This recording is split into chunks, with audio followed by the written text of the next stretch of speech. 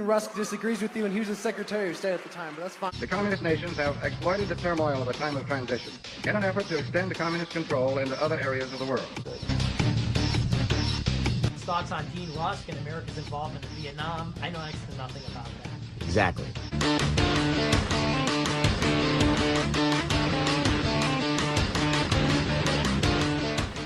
So I'm watching my favorite economics guru, Peter Schiff. I know he did a show with Tucker Carlson.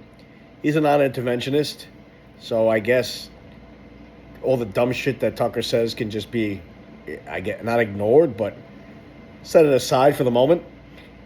Then I see him, he's in El Salvador, and he's doing an interview with this individual named Rick Sanchez. And on the bottom it says, Peter Schiff is in El Salvador, and it says, for Mr. Sanchez, it says Moscow. Like, that's...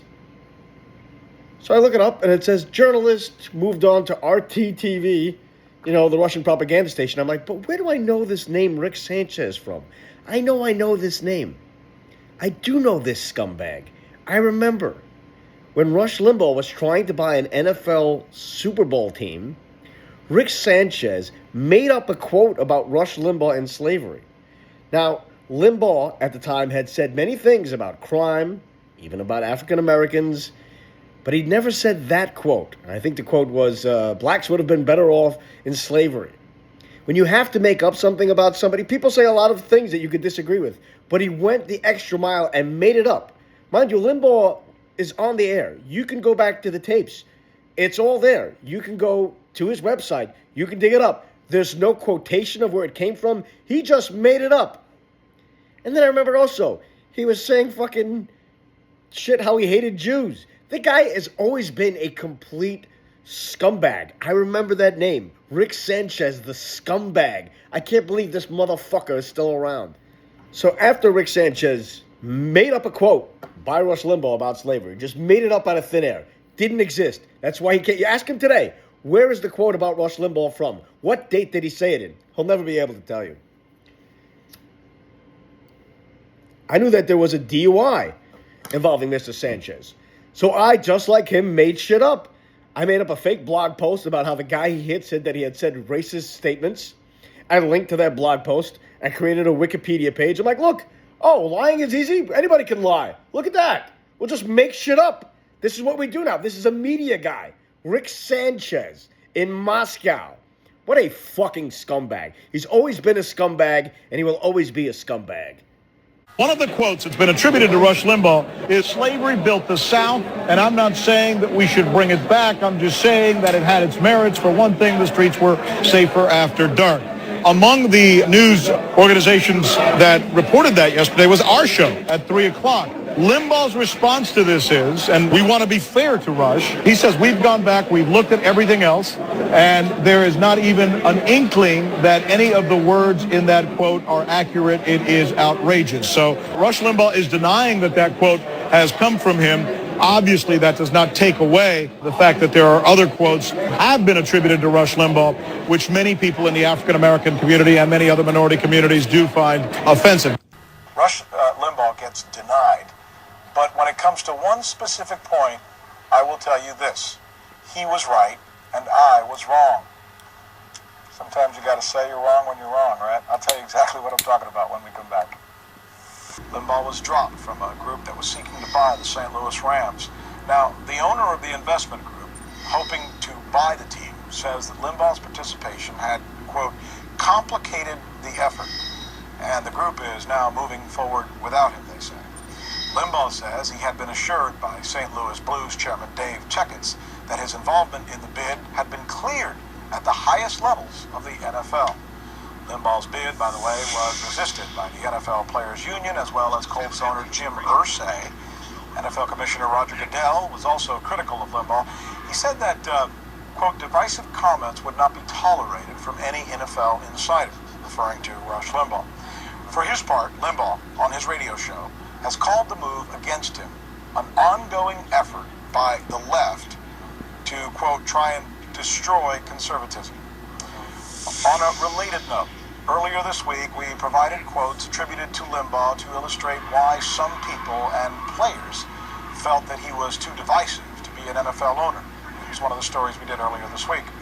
One of these quotes, which was in a column in the St. Louis Post-Dispatch and taken from a book largely about conservatives, was refuted by Limbaugh. I mentioned that to you Tuesday. We have been unable to independently confirm that quote. We should not have reported it without independent confirmation, and for that I apologize. I feel it's important on this show to hold folks accountable whenever they make mistakes. That's what I try to do. And you know what? That should include myself, and that should also include my team. It's important to let you know that. The Forgotten Man. 8 months after he got hit by Channel 7 anchorman Rick Sanchez's Volvo, Jeffrey Smusnik is doing poorly. His family is just plain doing poor. By Sean Rowe, Wednesday, August 7th, 1991. You'd think something like this would stick with people. It would if you were normal, but not if you're Rick Sanchez. Or as some people have known to call him, Super Rick Sanchez, who manages to escape drunk driving accidents following him around. He was one of these guys you see on Friday afternoon at 7-Eleven, stocking up on beer for the weekend, maybe buying some lottery tickets, then piling into a battered van with his buddies and cranking up Zeta 4 on the radio. It would be nice to say his skills as a carpenter were renowned at the swank enclaves of William Island and Trinbury Isle where he worked. In truth, the people who live in the houses he built never paid much attention to Jeffrey Smusnik. And these days they won't even see him. A friend recalls that Smusnik used to put down his hammer at midday and speed into the town for legendary lunches: a dozen oysters, 10 chicken wings hot, fish sandwich plain, and an order of French fries. Now in a South Dade nursing home, the 32-year-old Pembroke Pines man is learning to drink parade spaghetti through a straw. Minutes after midnight on the morning of December 10th, 1990, an intoxicated Smusnik darted out in front of the Volvo on a residential street near Joe Ribby Stadium. The driver of the car, WSVN TV Channel 7 anchorman Rick Sanchez, became the subject of a subsequent January 16 New Times story that described the odd circumstances of the accident. Sanchez, who Metro Dade police officers said smelled strongly of alcohol, first stopped his car but then later left the scene. A blood test to determine Sanchez's sobriety was not administered until after an hour and 15 minutes after the collision. Though Sanchez says he tried to aid Smusnik at the scene of the accident and flag down motorists, eyewitnesses claimed the anchorman ignored the injured man and loudly told police and bystanders that blood tests were pointless and would hurt his public image. Best known for his stint as sometimes melodramatic correspondent on Channel 7's Crime Check, Sanchez continues his work on the station's evening and late newscast while awaiting a September 13th court date on misdemeanor drunk driving charges. The results of one test show the newsman's blood alcohol level was .15, slightly over the legal .10 limit. The test was performed after Sanchez left the scene of the accident. In January, Sanchez told New Times he had consumed no alcohol the night of the accident. His attorney, Richard Essen, now says the anchorman returned home and had a couple of drinks to calm his nerves before returning to the scene. Essen doubts that Sanchez's DUI charge will ever come to trial. I think the results of the blood test will be thrown out, the lawyer says. If the results of the blood test are suppressed, then there is no evidence against him at all. The state cannot proceed. Meanwhile, after 2 months in a coma, Smusnik has regained consciousness and is making slow improvement. His right side remains largely paralyzed due to massive brain damage, but he can move his left arm and leg and sometimes hold his head upright. Using hand signals, he can answer yes or no to simple questions. Doctors last Friday removed a feeding tube from his trachea, and Smusnik can now eat liquid foods. He has indicated that he hopes he can soon move from Health South Regional Rehabilitation Center in Coulter Ridge to the townhouse in Pembroke Pines he purchased and finished remodeling shortly before the accident. The first 18 months after an accident like this are crucial, says Dr. Kenneth Fisher, a neurologist who treated Smusnik at North Shore Hospital until March 21st. Whether or not he will improve further is hard to say. It's very unlikely he will ever be able to function independently or converse spontaneously. Through Smusnik's health insurance policy covers most of his medical costs, it doesn't pay for rehabilitative care. Family members say unpaid bills for physical therapy now total about $81,000. To save money, they have removed Smusnik from the clinic's head injury program. Using videotapes to learn therapy techniques, friends, relatives, and former coworkers have begun to provide a semblance of the rehabilitation program they can't afford. One friend of the family, Kelly Chris, has distributed flyers describing the accident involving Smusnik and Sanchez. The flyer lists Chris' phone number and requests donations to help pay for treatment and therapy. So far, the fundraising effort has not gone well. Nobody seems to be interested, Chris says. We must have passed out 5,000 flyers in Miami alone. Yours was the first phone call I've received. Smusnik's fiancée, Jackie Stringhill, says it's just as well that Sanchez hasn't paid a visit to Smusnik since the accident. I guess his attitude bothers a lot of people, but we have enough to think about. We have our hands full. We don't really talk about the accident much anymore. Anyway, she adds resignedly, as far as Sanchez goes, what goes around comes around. And there you have it. Rick Sanchez. Drunk driving. Well, let's see. What else do we have? Rick Sanchez's racist past. We all remember The Forgotten Man by Sean Rowe was the first to report of Rick Sanchez's drunken manslaughter by one Jeffrey Smuznik, but what you didn't know will shock you. Apparently, some sources close to Rowe have cited that during the Sanchez arrest, a drunken Sanchez was heard to say by one of the arresting officers, "If this were the old days, this never would have happened. In the days of slavery, they didn't have these damn infernal things called cars. We would have been a lot better off if slavery were still around, and then that goddamn idiot would still be alive." While Mr. Rowe has denied this report, sources next to the courthouse say that some of the African-American officers were extremely perturbed by this statement and were shocked that Mr. Rowe did not include it in his earlier story. Apparently, sources close to the case claim that the Smuznik family wanted to bury the story and keep any mention of Sanchez to a bare minimum. "So much for that," said one Metro-Dade police officer. We are so hung up on race in this country, and we focus so much on the things that make us different rather than the things that make us similar. Schroeder is an unabashed bigot. He won't talk to me because he says he's avoiding the, quote, Jew media. You, as I look at you, all mustachioed, are a hateful bigot. It's important to call people out like this, to call them what they are. I think Jon Stewart's a bigot. I'm telling you that everybody who runs CNN is a lot like Stewart. And a lot of people who run all the other networks are a lot like Stewart. And to imply that somehow they, the people in this country who are Jewish, are an oppressed minority? Yeah. I can't see somebody not getting a job somewhere because they're Jewish. So this clip is going to take a few minutes. The former Minnesota governor, obviously one-time pro wrestler, he's making the rounds. He's plugging his new show, Conspiracy Theory, on True TV, which, like CNN, full disclosure here, is owned by Time Warner. The former governor goes on a radio show earlier this week, and he spars with one of the shock jocks there. First of all, shock jock is a great term in 1990 when you were fucking plowing into people. Nobody says that anymore, you fucking cornball. And I'm a comedian. And at this point, is what we do shocking or what he does? It's not shocking. I think it's more shocking that you're running over people leaving a fucking football game than what we say on the radio. I wouldn't use shocking ever if I was Rick Sanchez with the history he has. Shock jocks there, which is in and of itself probably not a smart move on his part, but I digress. Of course. I want you to watch. Why would that? I want you to watch.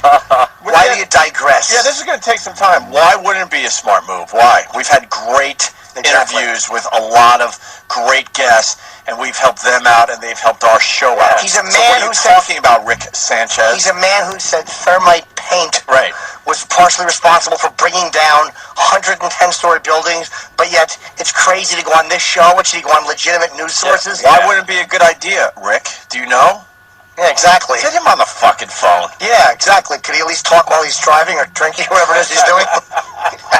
Why would it be a good idea? A list of people that have been on our show where we've had great, discussions. Exactly. It's not a long one, but I digress. I want you to watch now what happens as Ventura is all but assailed on the radio. But it just so happens to also be captured on video. on video. It was captured on video. Exactly. What happened? Dude, that was a combo platter. Do the bit. All right, we will. Oh my God. That's to search for a job going, dummy. How'd your parents die? What happened? Oh,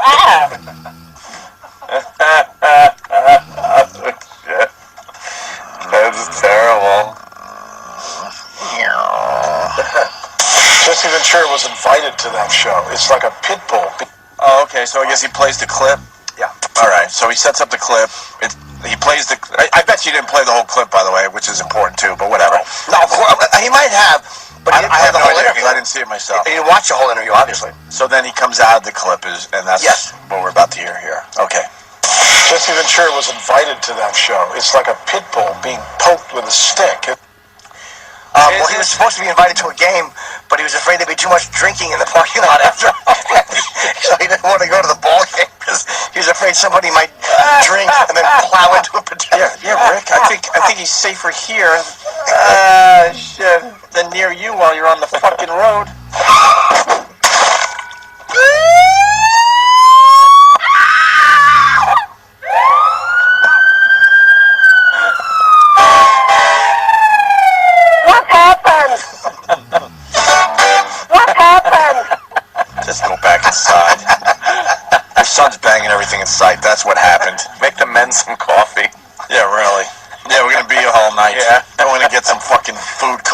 Yeah. Tigers in the middle of the street. Yeah, we got some reporter ran by and hit him.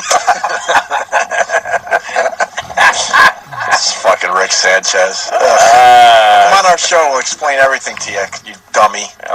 Honestly, what he said wasn't so terrible. It was just obvious that he hadn't listened to the whole thing. You understand, Jesse didn't come in here and it wasn't our intention to try to get him to swing at anybody. Not at all. But we're not pussies either. It got intense and we go with it. It's been on the show before, first of all, 3 or 4 times, right? And we always get into a heated dispute with him because we definitely don't share the same ideology.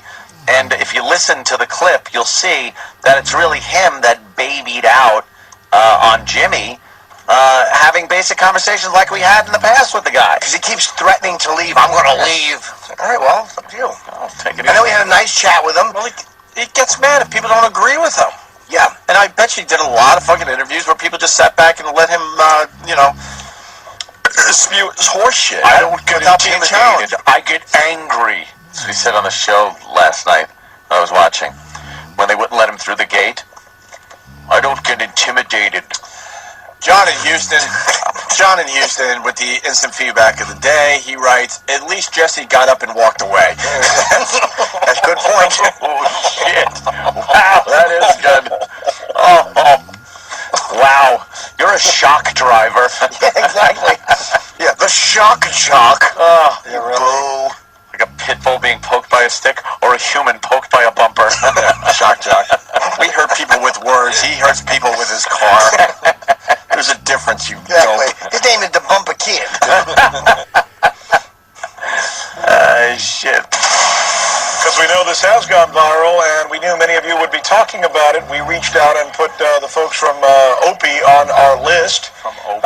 Rick's list, that is. What the fuck does that mean, you idiot? But can you hear, he obviously heard that explanation, which was not, what was shocking about that explanation? No. We're both guys. I am argumentative, I know that. He is two guys who had an argument, so what? That's all it was. You explained it perfectly.